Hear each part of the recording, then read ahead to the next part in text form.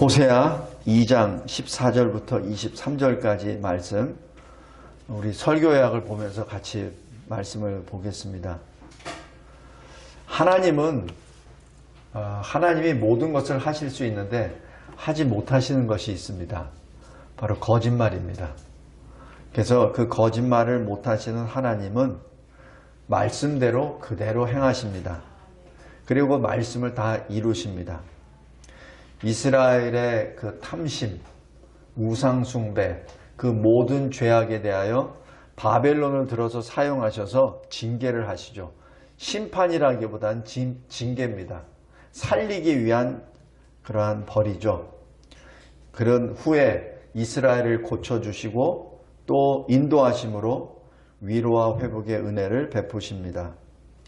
먼저 첫 번째 14절부터 20절까지 위로와 소망을 주십니다. 여기 14절 보면은 보라 내가 그를 타일러 거친 들로 데리고 가서 말로 위로하고, 여기 거친들이 바로 바벨론 포로의 땅입니다. 지금 하나님께서는 이렇게 말씀하십니다. 그를 타일러 바벨론 포로 그 거친 들로 데리고 가서 내가 말로 위로하리라. 그러면서 이 15절에 보면은 어렸을 때 애굽 땅에서 올라오던 날과 같이 하리라.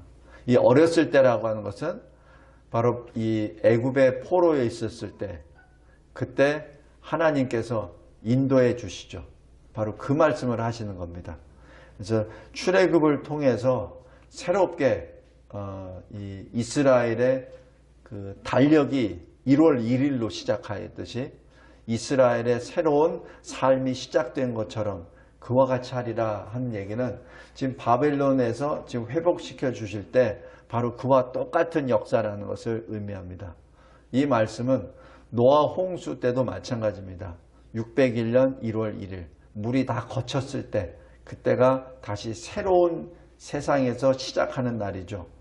그래서 바벨론 포로에서 귀환하는 날이 새롭게 시작하는 날이라는 것을 여기서 의미합니다. 그때 하나님이 뭐라고 말씀하시냐면은 이사야서 40장 1절 2절에 이렇게 합니다. 내 백성을 위로하라. 마음에 닿도록 말하며 외치라.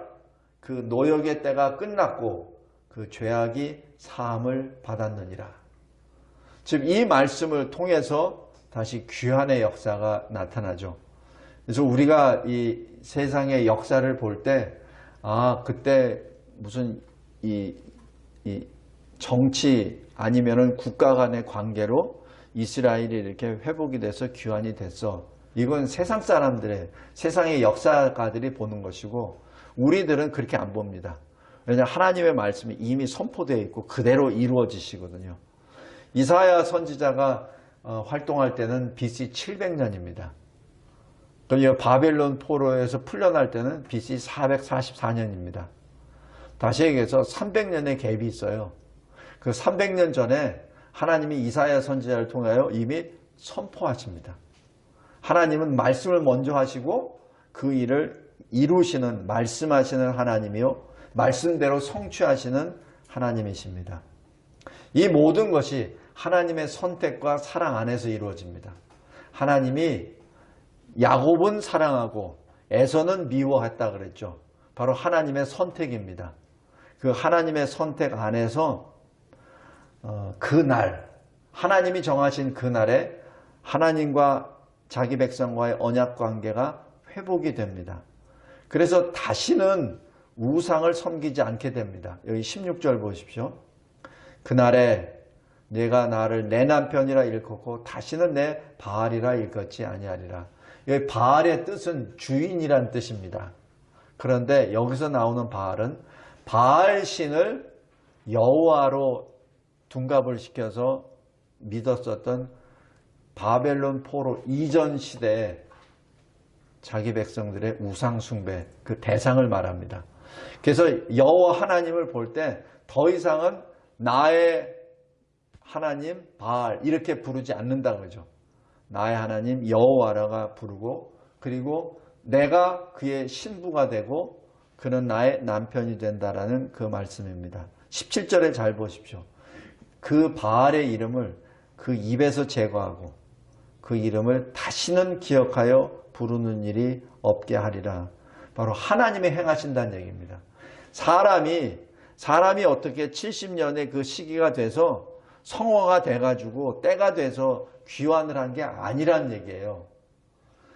하나님이 행하신 일이죠. 하나님이 그 70년 동안 이스라엘을 겸손케 만들고 다시는 그러한 죄를 범하지 않도록 만드신 다음에 아직도 준비는 안 됐지만 하나님의 은혜로 하나님의 언약 가운데 하나님의 사랑 가운데 하나님의 선택 가운데 귀환을 시키겠다는 그 말씀입니다. 하나님의 강력한 의지가 여기서 나타납니다. 그리고 그것뿐이 아닙니다. 18절 보십시오.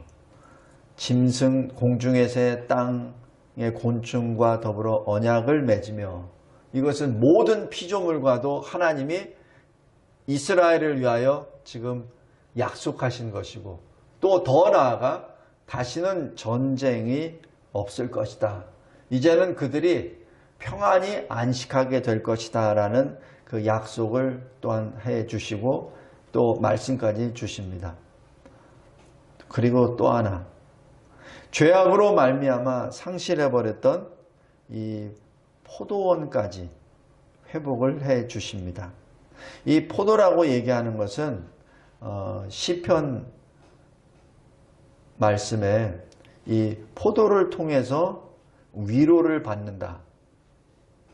그런 표현이 있습니다. 시편 104편 16절입니다. 마음에 기쁨을 주는 그 포도주. 그래서 이 포도원을 준다는 얘기는 다시 기쁨을 다시 약속해 주시고 위로해 주시고 장차 번영할 것을 말씀합니다. 왜냐하면 포도주는 사실 안 먹어도 살아요. 그런데 그 포도원이 다시 회복된다는 얘기는 다른 곡식은 이미 다 풍요하게 되고 추가로 포도원까지 된다니까 이스라엘의 부요함을 지금 약속해 주신 겁니다. 그리고 여기 15절 보면 아골골짜기라는 것이 나옵니다.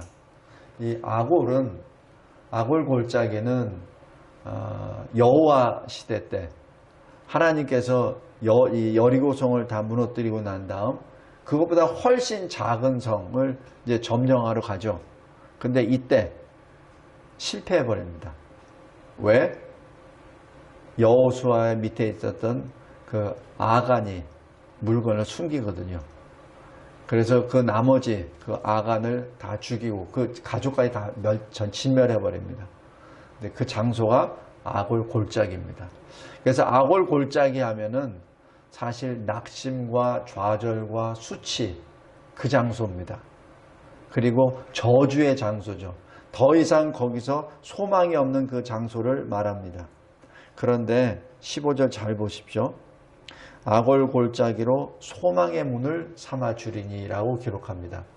바로 그 절망의 곳이 소망의 문이 된다는 그 사실이죠. 이것이 바로 하나님의 은혜입니다. 이러한 일을 약속을 받았을 때 이스라엘 백성들은 어떻게 하죠? 찬양합니다. 그것이 모세의 노래 출애굽 15장 그리고 새 노래 어린 양의 노래 요한계시록 7장에 나와 15장에 나와 있는 바로 어린 양의 노래입니다. 다음에 두 번째 21절부터 23절까지 은혜와 회복을 약속하십니다. 언약을 새롭게 세우십니다. 그리고 사랑과 은혜 안에서 그 언약을 지키십니다. 근데 그 언약은 반드시 공의의 심판 안에서 이루어집니다. 언약은 단순히 사랑의 하나님이시니까 무조건 다 오케이야. 그게 아닙니다. 하나님은 공의의 하나님이시지만 동시에 사랑의 하나님이고 또 하나님은 심판의 하나님이시지만 또 구원의 하나님이십니다. 똑같은 시간과 공간 속에서 심판과 구원은 일어납니다. 우리가 어느 편에 서 있느냐에 따라서 하나님의 사랑을 받고 구원을 받는다는 그 차이가 있죠. 여기 21절에 그날에 내가 응답하리라 라고 말씀합니다. 믿음으로 하나님을 알게 하신다는 얘기죠. 여태까지 하나님을 그냥 머리로서 알았다면 이제는 그 구원을 통하여 하나님을 진정으로 남편으로 알게 된다는 결혼관계의 회복입니다. 언약관계의 회복입니다. 하나님과 하나님의 사랑을 떠난 백성을 다시 불러 모으십니다. 그를 통해서 은혜 언약 안에서 회복을 시켜주시고 이것은 다시 세계 선교로 확대하십니다. 23절 보십시오. 내 백성 아니었던 자에게 향하여 이르기를 너는 내 백성이라. 이 말씀은 이스라엘이 자기 스스로 나는 바알에게 속한 자야 라고 말했을 때, 그러니까 하나님의 말씀을 순종하지 않았을 때의 현상이기도 하고, 또 이 말씀은 하나님을 모르는 이방 족속도 마찬가지 포함을 됩니다. 단순히 이스라엘 사람들만 되는 것이 아니라 혈통적으로 이방인에게도 동시에 적용이 되는 것이죠. 바로 그 사람들이 어떻게 되죠? 나의 주님은 하나님이십니다. 나의 하나님은 주님이십니다라는 고백을 하게 되죠. 이것이 이스라엘의 회복도 되지만 세계 선교의 성취도 됩니다. 성도 여러분, 내가 내 백성이 아닌 자를 내 백성이라, 사랑하지 아니한 자를 사랑한 자라 부르는 그때 어떤 일이 일어납니까? 인류 역사상 최고의 역사가 일어납니다. 그것이 뭐냐면 교회가 세워진다는 얘기죠. 창세기 4장 26절에 비로소 에노스 시대에 여호와의 이름을 불렀다라는 그 말씀이 비로소 에노스 시대에 공적 예배가 시작되었다는 것을 말합니다. 창세기 1장부터 창조 역사가 그토록 이루어지는데 창세기 4장 25절까지 하나님이 기다리고 기다리신 것은 바로 교회입니다. 어떤 교회? 하나님께 예배드리는 교회. 영과 진리로 예배드리는 그 교회를 찾는 것이고, 바로 그 교회가 세워지는 것이 하나님이 가장 기뻐하시는 역사이기도 합니다. 얼마나 기뻐하셨으면 창세기 4장의 마지막에 그렇게 기록하셨겠습니까? 그리스도 안에서 언약이 성취되고 예수 그리스도의 재림을 통해서 새하늘과 새 땅, 그리고 하나님의 구속 언약이 완성됩니다. 2000년 전에 예수 그리스도께서 십자가에 달려 죽으심으로 구속 언약이 성취되었습니다. 그러나 아직 완성이 아직 안 됐죠. 이미 아직이라는 그 신학적인 그 표현이 바로 거기에 있습니다. 이미 성취되었습니다. 그러나 아직 완성이 안 됐다는 얘기죠. 그러나 예수 그리스도께서 이 재림하심으로 새하늘과 새 땅이 일어나고 믿는 자는 새 예루살렘 성에, 믿지 않는 자는 영벌에 처함으로 인하여 구속 언약이 완성되는 것입니다. 성도 여러분, 우리의 도움은 하나님께 있습니다. 그 하나님이 나의 힘이요 노래시며 나의 구원이로소이다. 나의 하나님이시로소이다. 그러므로 나는 하나님을 찬송합니다. 라는 출애굽기 15장 2절 말씀. 바로 이 말씀은 출애굽 직후에 눈에 보는 데서 바로의 군사들이 다 수장되고 눈이 보는 데서 이스라엘 백성들이 새 땅을 향하여 모이는 그것을 바라보며 모세가, 하나님의 종 모세가 고백했던 시입니다. 말씀을 맺겠습니다. 이스라엘에게 징계를 내리시는 분 하나님이십니다. 그러나 이스라엘에게 구원의 복을 주시는 분도 하나님이십니다. 이스라엘은 하나님을 잊어버렸습니다. 그러나 하나님은 이스라엘을 잊지 않으셨습니다. 이것이 우리에게는 큰 위로입니다. 우리가 어떤 경우에는 사실 확신이, 믿음의 확신, 구원의 확신이 흔들릴 때가 있어요. 그때 이 말씀을 꼭 기억하시기 바랍니다.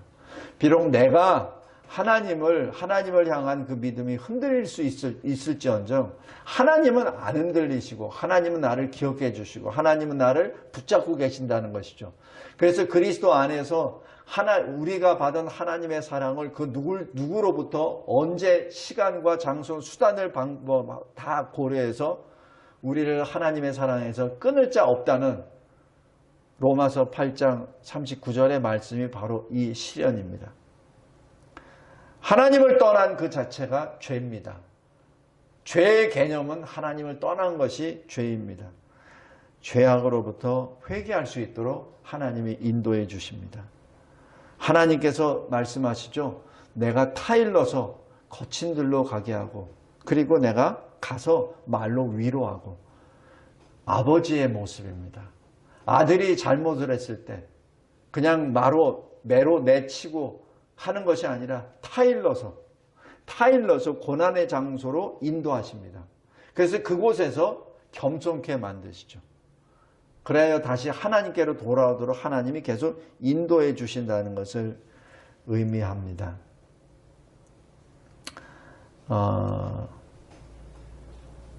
징계는 히브리서 12장 11절에 당시에는 즐거워 보이지 않으나 그러나 연단을 받은 자들에게는 의와 평강의 열매를 얻으리라 라고 말씀하십니다. 성도 여러분, 그 하나님이 우리 아버지이십니다.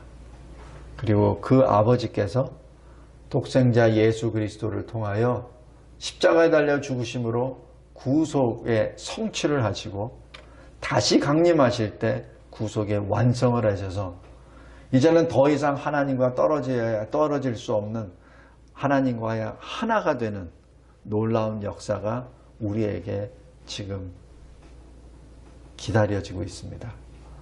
세상을 통하여 두려움이 분명히 엄습할 겁니다. 그러나 그 두려움보다도 더 큰 것은 주님의 소망입니다. 위로입니다. 기도하겠습니다. 하나님 아버지 감사합니다. 이 호세아서 참으로 읽기 어려운 선지서입니다. 믿지 아니하는 음행하는 여자를 자기 아내로 삼고 또 그 아내가 또 다른 남자와 음행했을 때 다시 찾아와야 하고 그리고 자기의 씨를 내 백성이 아니라 사랑받지 못한 날이라 흩어진 자라 라고는 뜻의 그 이름을 지어줘야만 하는 호세아 선지자의 그 입술에 이제는 다시 회복하리라 라는 소망의 말씀을 주심에 감사합니다.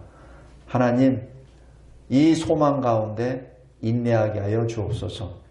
이 말씀을 붙잡고 주님 다시 오시는 그날을 늘 기다리며 하나님께 영광의 찬송을 드리는 우리의 인생 여러가 되게 하옵소서.